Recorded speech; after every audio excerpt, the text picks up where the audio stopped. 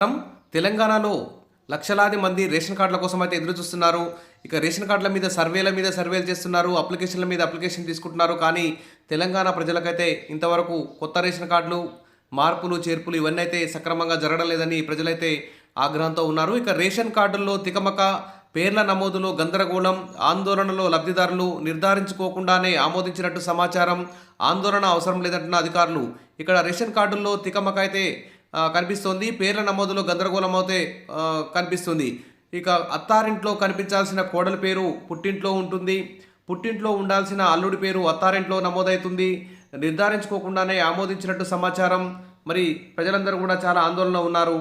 ఇక మార్పులు చేర్పుల్లో కూడా చాలా తేడాలు ఉన్నాయి. ఇక ఉదాహరణ చూస్తే పెద్ద కొడంగల్ మండల కేంద్రానికి చెందిన భగత్ సింగ్కు బాసరకు చెందిన గాయత్రితో వివాహమైంది. వీరికి 3 పిల్లలు. ఇటీవల కొత్త రేషన్ కార్డుకు దరఖాస్తు చేసుకున్నారు.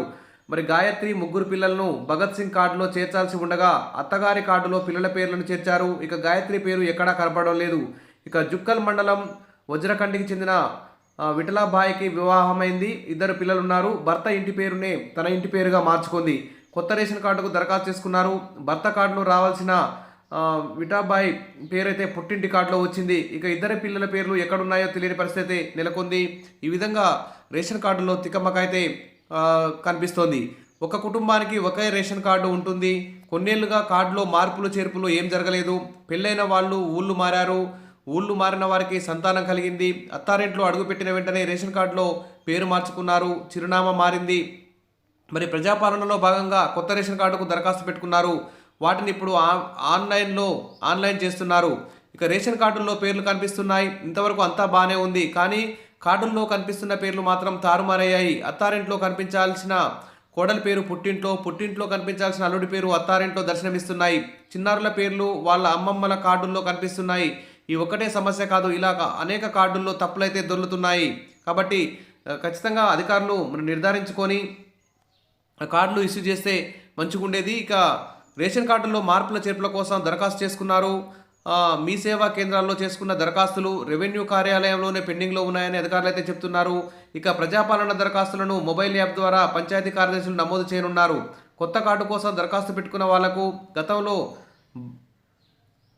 భార్యదో కార్డు నెంబర్, భర్తదో కార్డు నెంబర్ ఉంటుంది. మొబైల్ యాప్లో వివరాలు నమోదు చేయగానే అక్కడో కార్డు నెంబర్ కనిపిస్తుంది. అది భార్యదో అంటే తల్లిగారి కార్డు, లేదా భర్తదో అంటే అత్తగారి కార్డు నెంబర్ అయితే చూపిస్తుంది. పూర్తిగా నిర్ధారించుకోకుండానే ఆమోదించడమే ఈ తప్పులకు కారణమని అధికారులు అయితే చెప్తున్నారు. ఇక ఆందోళన అవసరం లేదు. రాష్ట్ర వ్యాప్తంగా ఈ సమస్య ఉందని నిజామాబాద్ జిల్లా పౌర సరఫరాల శాఖ అధికారి మల్లికార్జున్ బాబు అయితే తెలుపుతున్నారు. మొబైల్ యాప్లో సాంకేతిక సమస్యలు వస్తున్నాయని పేర్కొన్నారు. 2-3 రోజుల్లో సమస్యకు పరిష్కారం లభిస్తుందన్నారు. యాప్లో డిస్పోజల్ కాలం పెట్టనున్నారని, ఎక్కడ ఎవరు ఆందోళన చెందాల్సిన అవసరం లేదని అయితే సూచిస్తున్నారు. మరి రేషన్ కార్డుల తికమక సంబంధించి అధికారులు వెంటనే స్పందించి తప్పులన్నింటినీ సవరించి మార్పులు చేర్పులు చేయాలి. అదేవిధంగా కొత్త కార్డులు కూడా ఏప్రిల్ 15 లోపు ఈ ఏప్రిల్ 2వ వారంలోపు ఖచ్చితంగా రేషన్ కార్డులన్నీ మంజూరు చేయాలని చెప్పి అందరూ కూడా డిమాండ్ అయితే చేస్తున్నారు. Wish all the best. మరిన్ని అప్డేట్స్ కోసం మన ఛానల్ని ఫాలో అవుతుండండి. వీడియోస్ అయితే లైక్ చేసి ఉండండి. Thank you.